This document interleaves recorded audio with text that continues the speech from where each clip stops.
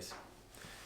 I just wanted to do a quick video on wrapping up the fall league with the Birchwood Recreation and Shooting Park. The fall league, 10 stages, all done. Did pretty good. It was a lot of fun. I just wanted to do a quick video on the platforms that I used during this league, just in case you were curious. So for the handgun, I competed in the Surefire pistol optics division.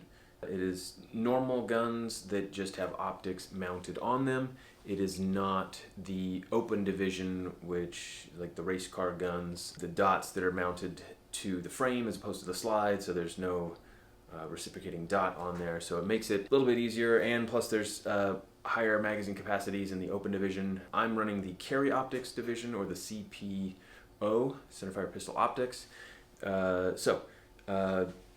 I do the Smith & Wesson M&P platform. Some people ask me, why did I go M&P as opposed to Glock? No real reason. As I first started getting into shooting and competing, the person I probably followed the most in terms of building my, I guess, foundations, if you will, was Jerry Michalek. This guy right over there. It was actually when he came up here to Anchorage, Alaska. We got to see him. He signed a couple of things. The hat next to it's also signed by him. Great guy, awesome. But as I started growing up through the sport, I saw what he was doing and how he dominated. I chose to build off of his foundations and incorporate the M&P into my shooting. So this is why I went with it. If you're Glock, if you're M&P, if you're SIG, it doesn't matter. Just get good, get out and train, use what you got. At this point in the game, I'm so into the M&P lineup, it would be very costly for me to get out of it or to switch over to Glock. I'd have to get new holsters, tons and tons of new magazines. Most of mine have red dots on them, like this one here that we'll talk about in just a second. So once you get into a platform, it's kind of tough to change, unless you're just kind of you like to go and dabble in all the other areas. I just want to stick with one, get really good at it. I have several of them, but the basics are all the same. I am, in this next league, going to be trying something different. A buddy of mine, we're going to be shooting the Beretta M9 or 92F, and that should be fun. But what we'll talk about right now is just the M&P that I shot during this league, and some of the basic functions of the gun, some of the basic features, and some of the modifications that I added to it. But there aren't very many, because modifications are expensive, and most of the time you don't really need them. I did the Smith & Wesson M&P. This is the 9L. It's their 5-inch version. It is the ported core, as you can see right here. There's ports or lightning cuts on there. When you pull it back, the barrel is ported right there. What that's supposed to do is when the bullet is fired, the gas expands out of those chambers there and should help hold the muzzle down as you're taking follow-up shots. Does it do that? I'm sure it does. I'll throw in some footage here of the times where you can actually see the gases going up like that, and yeah, it might help a little bit. But as I've transitioned from the ported core series to back to just a regular one with no RMR and just a normal barrel on there, no porting, I haven't really noticed a difference. If you get a nice high grip on there, you should be fine, and you'll be able to do fine with the recoil. Anyway, this is the one I shot through the whole league. So first off, stock things, 3-dot sight. You can see right there, they're just the white dots on there, nothing fancy. The trigger, this is a 1.0. You can tell by the extended beaver tail here. There's some internal framework that's been beefed up on the 2.0s. And then it doesn't have the automatic kind of release when you slap a magazine in there super hard. It automatically kind of chambers around. They put a little safety mechanism there on the 2.0s. The only 2.0 I have, it is my daily carry. It's the 2.0 compact, and I took that piece out because I honestly, when I would go to do an emergency reload and hit it in there and it chambers it, it just helps get it on there, back on target that much faster. It's almost like having a bad lever on an AR. At least that's my standpoint on it. The trigger is, I like the trigger. A lot of people complain about it. I really like it. If you can see on this one, there's an over travel stop. So it's this little guy right here. Inside the magazine well, you can reach up there with an Allen wrench and adjust the height that that sits at. And what that does is after you have shot it, it makes it so that you can't go too far back, and then the reset is right there, and then you're back on there. So follow-up shots are super easy to control and easy to get back on target, and not a whole lot of slap in the trigger. So I really like them. To each their own. I haven't really done any add-ons. Everything on here is stock, with the exception of the RMR. Obviously that one right there. It's the Trijicon RMR. See it in there? Got it on a low setting right now. RMR 06. It is the 3.25 MOA version. This is my go-to. I love it. It shoots well. Haven't had any issues with them. There was one, and I think it was on this one, the 4 1/4 inch version. I just didn't have the screws tightened down enough, so when I would shoot it, the dot would kind of flicker on and off. But when I retightened those down and added some Loctite, fixed the issue, and works flawlessly now. So, also on this one, I chose to add the Surefire X300U, just a weapon light right there. I leave it on there when I shoot. One, because my appendix carry holster has, it's fitted for that, so I can't use the appendix holster without it, otherwise it just kind of wiggles around in there. Secondly, it adds a little weight, so it does help a little bit with the recoil mitigation. Other than that, I haven't done anything to this gun. No trigger job.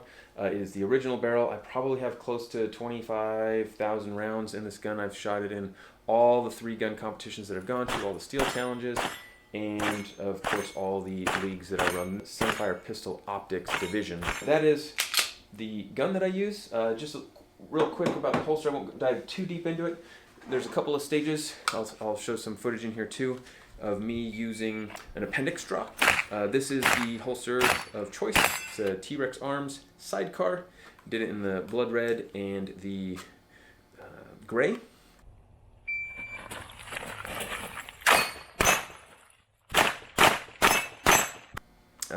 The magazines I've been running, stock M&P mags with the Taran Tactical base plates on there. But this was my go-to rig. Sits in there nice and tight, and real nice, easy, quick draw, in and out. And I mean, there's not a whole lot of drawing. You typically get one draw during the stage, and that's about it. The thing I do like about the T.REX ARMS holsters, first of all, they conform to me very well. It's very easy to conceal. I run this most of the time. I do have a different one on right now with my compact in there, but they sit nice and low, easy to draw from, super comfortable. Believe it or not, for me it is comfortable.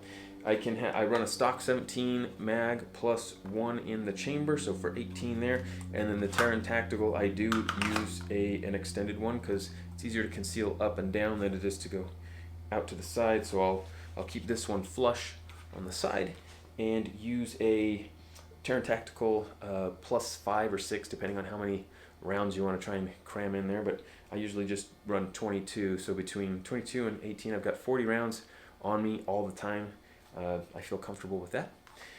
So, and the other thing I like about the T.REX ARMS sidecar, the way they design that is it will work with the 5-inch, the 4 1/4 inch. If I had a light mounted on that one, that would go in there. This is what I was talking about. It still goes in there. It doesn't wobble around too much, but I find that it doesn't grab onto it quite as much, not as much retention in there. So I would always run a light with it, although just for the one draw that I have to do during a stage of fire in a competition or the league, that would hold just enough for it, and I feel okay with that. So This one over here is just the 22 version of it. It's cheap to practice and fun, super fun. So when I'm not running the T.REX ARMS sidecar, I would run my War Belt. This is all T.REX ARMS. Great company. The guys are super awesome. They were great when I ordered the wrong size belt. They quick to send me the new one and sent them the old one. They didn't charge me for any shipping and handling or any restocking fees or anything like that. I do run the T.REX ARMS Ragnarok when I am not using the sidecar, and that would just be on stages that were slightly longer that I may have needed to do more than one reload. So the Kaiwis over here on the side, so 2 for the M&P, but I also found that I could, if I needed 3 or more, hopefully you don't need, what is that, 24? That leaves...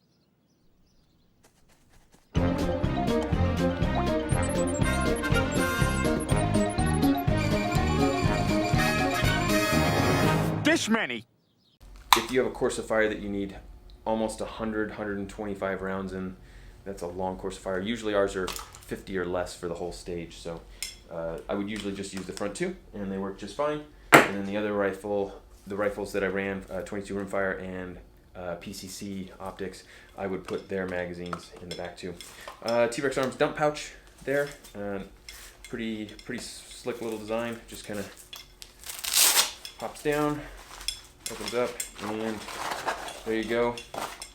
I might throw my empties in there. I might throw my full magazines in there. Typically, I really don't even run this thing. It's just nice to have on other types of training classes. I'll run that so they can bring extra mags out to the firing line. I got their T.REX ARMS little first aid kit. Got some quick clot, some compressed gauze in there, hyphen chest seals, MPA, and then on the bottom, of course, you gotta have your tourniquet with you. And then Ragnarok with the Safari mid-length offset there, and the T.REX ARMS leg strap. It is on the Orion 3.0. The 4.0s came out just a few months after this one.